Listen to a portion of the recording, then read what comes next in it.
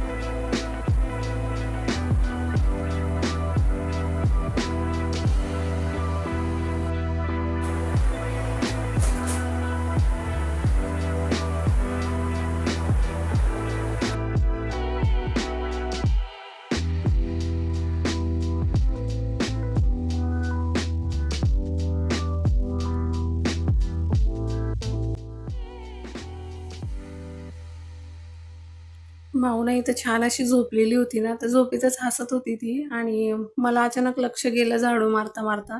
तर मी तिच्याजवळ बसले 2 मिनिटं. म्हटलं दिवसभर इतकी परेशान करते ना, तर मला असं होतं की कधी झोपते ही, कधी शांत होतं घर. आणि झोपल्यानंतर असं होतं ना, कधी उठते कधी नाही.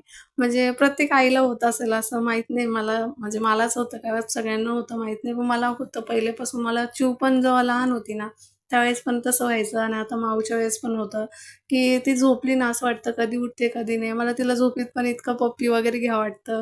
तिच्या हाताची पप्पी घेते, आणि तिला चटका लागलेला होता ना, तर मलाच वाईट वाटत होतं की मी उगाचच तिला किचनवर बसवलं असं. एक आईच समजू शकते, जे लेकरांना आपला त्रास झाला. तर मला त्या दिवशी समजलं की आपल्या आईने किती आपल्याला म्हणजे जपून ठेवलं होतं, किती आपल्याला फुलासारखं तिने आपल्याला जपलंय. तर आज मला म्हणजे त्या दिवशी मला रिअलाईज झालं त्या गोष्टीचं, की आईच समजू शकते हे दुःख. आणि त्यानंतर ती झोपेतून उठली, त्याच्यानंतर तिला लगेच दीदी दीदी करत असते. त्याच्यामुळे मी गॅलरीत उभं राहून तिला दाखवत होते शाळेत. तर आता जस्ट ना माझं झाडू मारून झालंय, आणि माऊ आता लगेच उठली, बघू शकता तुम्ही ते. उठली तू, आणि आम्ही आता जेवण करतो. जेवायला काय काय? भाजी, चिवडा, लोणचं आणि पोळी आहे ना. छान आहे ना. तू खाऊन बघ एकदा, हा, खाऊन दाखव हा.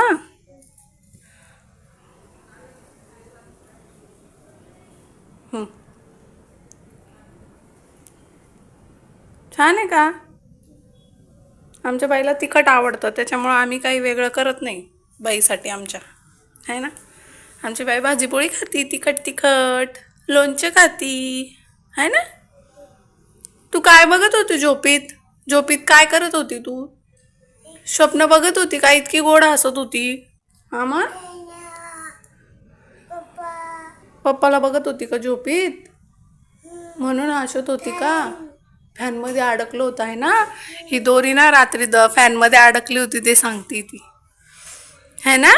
तुझे झोका आहे ना, तर आता काढून टाकायचे ना. तू झोपत नाही ना झोक्यात, तू झोक्यात झुजूत झोपत नाही ना. मग आपण काढून टाकू. हां आपण काढून टाकू. मी पण आता जेवून घेते हिच्यासोबत, हिला पण जेवू घालते. त्यानंतर चिवला इशूला आणल्यानंतरच भेटते तुम्हाला. अजून हे पसारा आवरायचं बाकी, थोडंसं इग्नोर करा. मी जस्ट आत्ता खालचं खालचं झाडून घेतलं आणि मला फरच्या पण पुसायच्या अजून. चला तर मी जेवून घेते, तारक मेहता लावते मी फोनमध्ये आणि मग जेवते.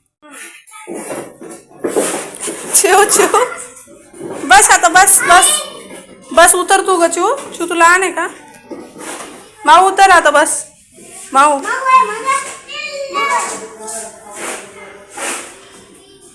तर इशूला मी शाळेतून घरी घेऊन येत होते, तर इथे चालू होतं. तिची माऊ तर इतकी खुश झाली होती ना, शाळेतून घरी यायचीच नाही म्हणत होती, त्या घोड्यावरच खेळायचं म्हणत होती. मग म्हटलं चल आता घरी, त्या मॅडमला पण घरी जायचा टाईम झाला होता. आणि मी तुम्हाला आमच्या घराचं बाहेरचं लुक दाखवते. बाहेरून असं दिसतं आमचं घर. आणि जे ब्युटी पार्लरचं जे पॅनल लावलेले मी, शीता ब्युटी पार्लर, तर त्या फ्लोअरवर मी राहते. तर सेकंड फ्लोअर आहे तो, तिथे मी राहते. बाकी ते पूर्ण आमचं घर आहे पूर्ण. चला ग, चल ना. इथंच बसते तर गाडीवर. लगेच असते व्हिडिओ चालू केलं की. कसं गेला आजचा दिवस? मारला आज तुला मॅडमनी? मस्ती केली?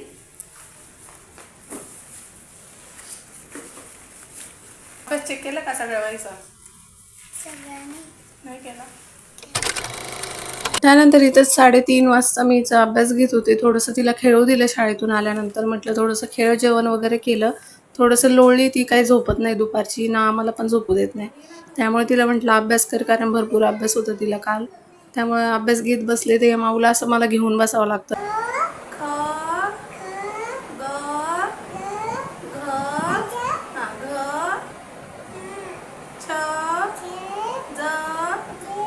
आता आहे ना, संध्याकाळच्या 8 वाजलेले आहेत आणि मध्ये मला काही शूट करायला जमलं नाही.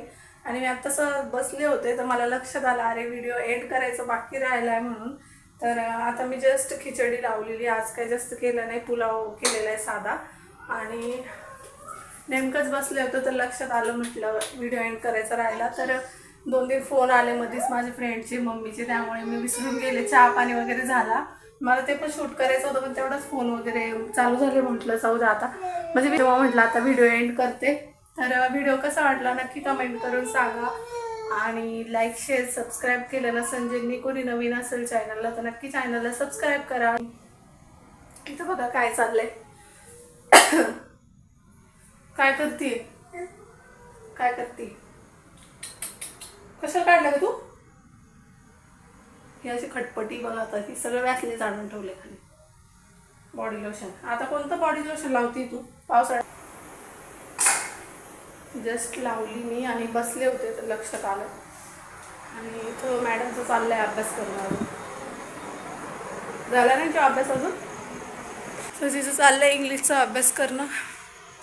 आणि आज यांना उशीर होणार आहेत, ते म्हटले मला उशीर होणार. चला तर मग आजच्या पुरता इतकाच. भेटूया नेक्स्ट ब्लॉगमध्ये. तोपर्यंत तुमची काळजी घ्या. ब्लॉग आवडला असेल तर लाईक, शेअर, कमेंट, सबस्क्राईब करायला अजिबात विसरू नका. चला तर मग बाय.